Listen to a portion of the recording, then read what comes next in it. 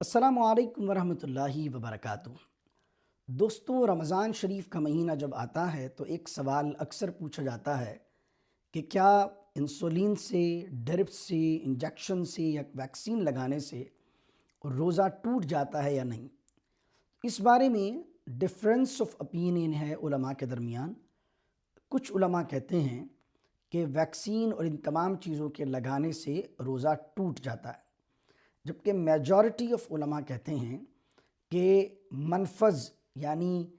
آنکھ، ناک، کان، حلق، ان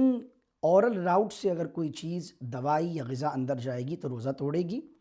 اس کے علاوہ مسام کے ذریعے سے، ٹیشوز کے ذریعے سے، میسکیولر یا وینس کے ذریعے سے، گوشت میں یا نس میں انجیکشن، ڈرپ، ویکسین لگانے سے روزہ نہیں ٹوٹے گا۔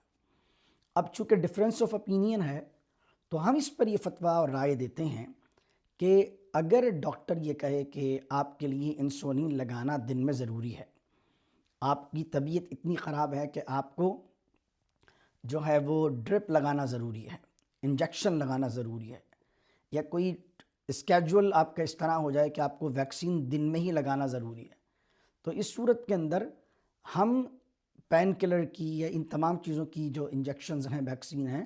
اس کی ہم اجازت دیتے ہیں۔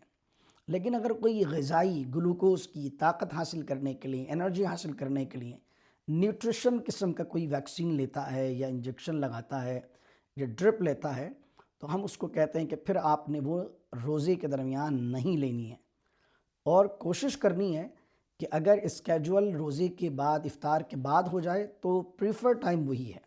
تو مجبوری کے اندر ضرورت کے طور پر during a fasting time injection, drip, vaccine لگا سکتے ہیں۔ السلام علیکم۔